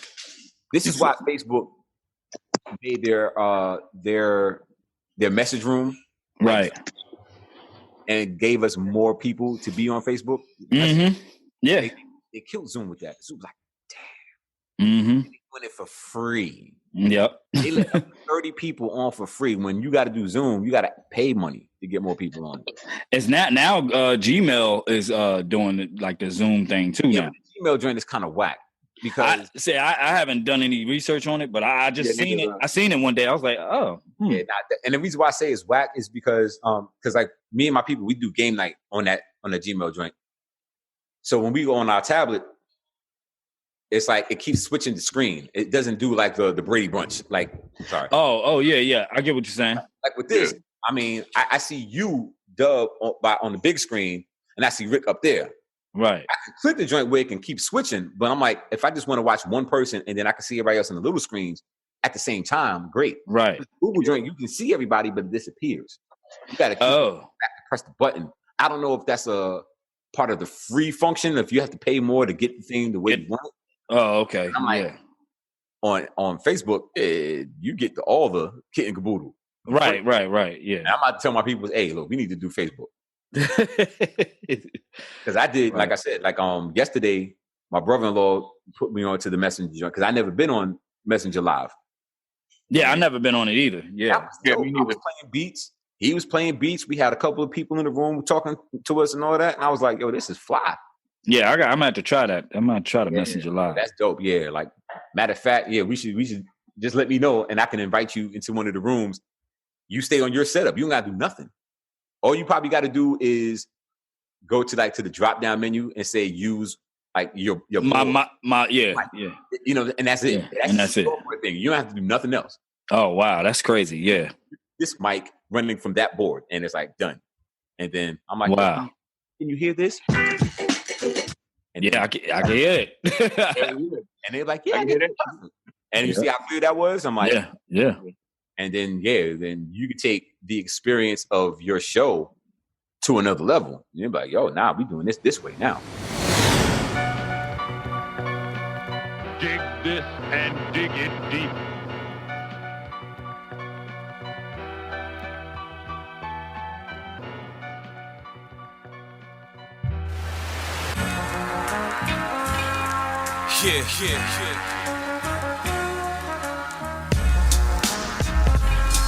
Flash.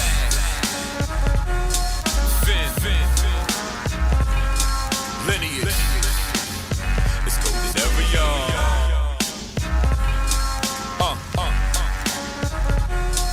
Yeah.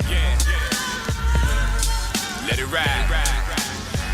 From that guru and primo, Pete Rock and C.E.O. smooth lineage, Flash and Finian's legacy will last millennia. The 90s are gone, this that new golden era. As we carry on tradition through our music more than ever.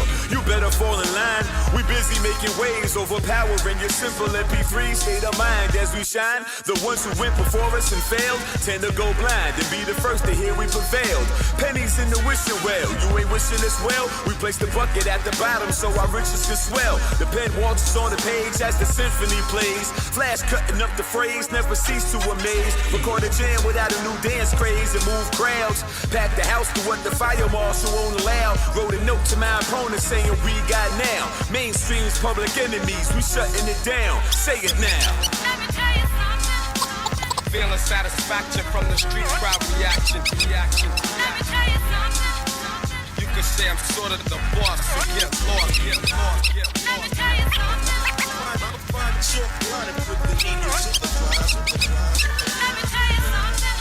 Yeah.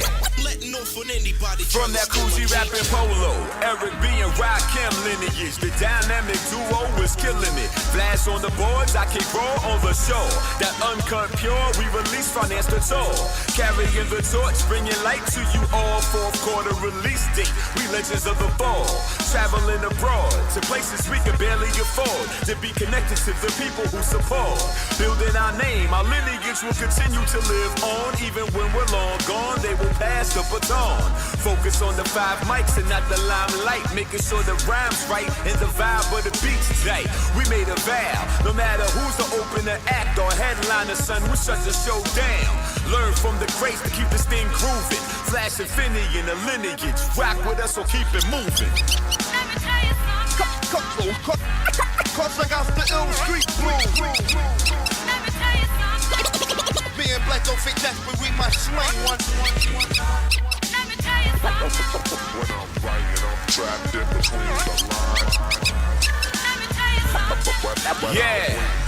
Cause I'm master. From that DJ Jazzy Jeff and Fresh Prince and Black Sheep lineage. On stage showing you how real it is. Flash on the wheels of steel is skill set off the meter. Carry on tradition built on Sedgwick and Cedar. Crates full of heaters, beats bumping through the speakers. Rocking funky joints like them poor righteous teachers. Thanks to Kool Herc for laying down the foundation. Creator of the culture, father of the nation. My bloodline, the Coca-Cola rock, you don't stop. Move the crowd at any party, kicking lines off top. Went from dancing on cardboard to Carnegie Hall. Bomber change in New York, the artwork on your wall. It was a fact that some of them when they were dumb. Money started generating and we seen the vultures come. We know where we're from, where we're at, where we're going. Our lineage in hip hop is strong, keep growing. Let me tell you something.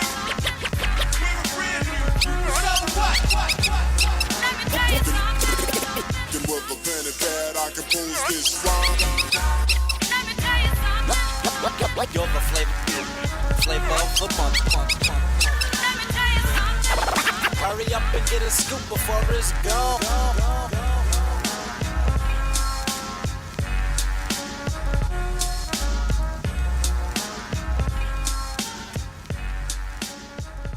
Fucking with a marksman. We highly motivated. This right, the dream shit got us highly motivated. Come on. It ain't gonna come to you, you gotta move. Standing in the way, shit, pardon you. Live enormous, die dormant, you gotta choose. How bad you really want it, cause I ain't come to lose, you gotta move. You gotta move. You gotta move. How bad you really want it, cause I ain't come to lose. They used to tell me for so long what I couldn't be. Laughed at this right to dream, now baby look at me, king. And I don't give a fuck what it streams. I don't think you understand what this means. I ain't lean on no cosign or no features. Session's just me, I don't need a bunch of leeches. Heard a couple haters screaming from the bleachers. Now your mama screaming for her Jesus. Oh Lord, I was built to go get it. I'm working on this wordplay, they working on aesthetic. When it's coming from your heart, you won't ever have to edit. Shit, I'm trying to feed the culture, you just trying to feed the fetish. Looking for acceptance, a little bit of credit. Presence on the gram, a little bit on Reddit. You got TikTok popping nice, ludicrous, forget it. This shit right here, beyond every metric. It ain't gonna come to you, you gotta move. Standing in the way, shit, pardon you. Live enormous, die dormant, you gotta choose. How bad you really want it, cause I ain't come to lose, you gotta move. You gotta move. You gotta move. How bad you really want it, cause I ain't come to lose. The streams is low, the sales is minuscule. It's cool, I'm better than rappers I interview. And I don't give a fuck if I offended you in general. And it's whatever if you ever think it's meant for you.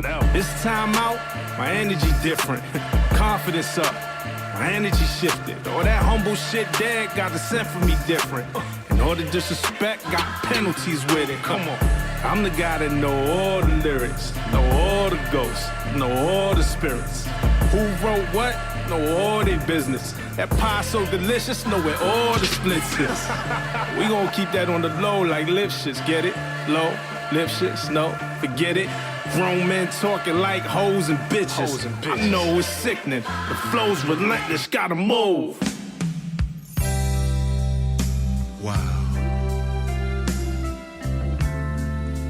It's really good to see you.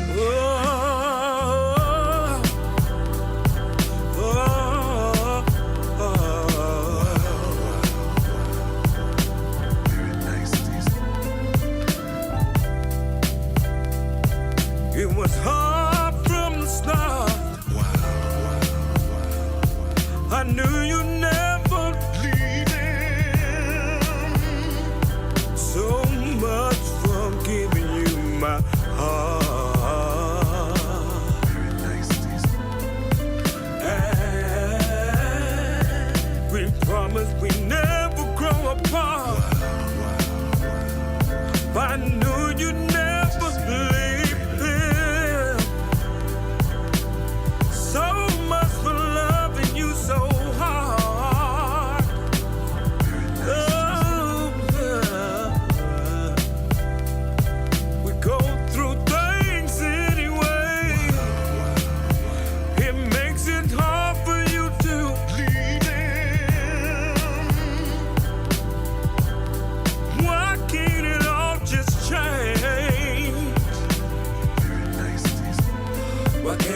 Just get back together. Why can't we just all those lovely nights together? A lovely night. I thought love should last forever, forever. Through it all. Why can't we just get back together? Yeah. No more lonely nights forever. No more lonely nights. I want a love that lasts forever. Oh, through it all.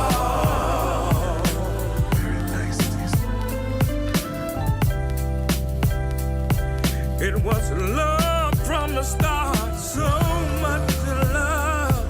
You promised me you'd leave him. I know you've been loving him so long. So long, so long. And those lonely nights he made you cry. You ran straight to me. But I knew you'd never leave him.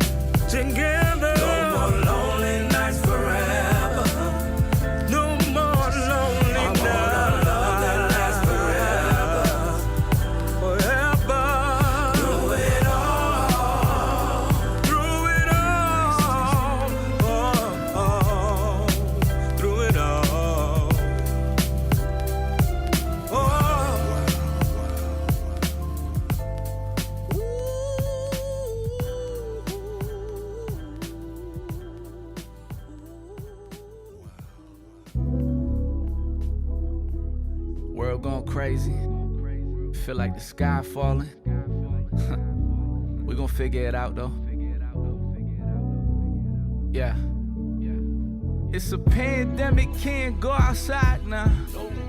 Got the whole town on a lockdown. Stocks falling, people trying to stockpile. So if you don't get the picture, you get cropped out. Family first, focus on survival. Get your spirit right and let it guide you.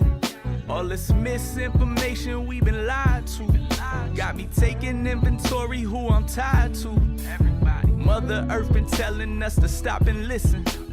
Why it take for shit to get apocalyptic? Start with your reflection, be more optimistic. Self-love, don't wait for no president or politician. Watch the company you keep. Businesses is folding, damn. Got the schools closing, see that rabbit hole is deep. Oh, you woke while them false idols rocking you to sleep. Is you fact checking, practice what you preach before you teach, boy. Even though nothing is the same, we gotta believe we gon' figure it out. The whole world is going crazy. Everything we know has been changing. Try to keep it all together now. We gon' work it out. We gon' figure it out. Watching the news and it's all the same. They want us to fear everything. Try to keep it all together now. We gon' work it out. We gon' figure it out. It's crazy how hard times make you see things clearer. Look, mask on, you might be contagious. I've been curving people like the apex. Save more, spend less, I hate that. That's why it's dangerous living paycheck to paycheck. How happy is the home that you confined to? They don't need a microchip to find you. Look, Revelations called this in the Bible. Ain't it ironic we obsessed with going viral? Hit your friends and family, stay in tune with them. All that fear takes a toll on your immune system. I don't wanna hear no cap about the roof. Missing truth is that line's long as ever at the soup kitchen. Got you mentally in jail. Physically you stuck, they waging war for your attention. You see everything's for sale. Either sit around, complain, or plot a plan how to prevail. I respect the ladder, so I'm climbing, not reclining. Even though nothing is the same, we got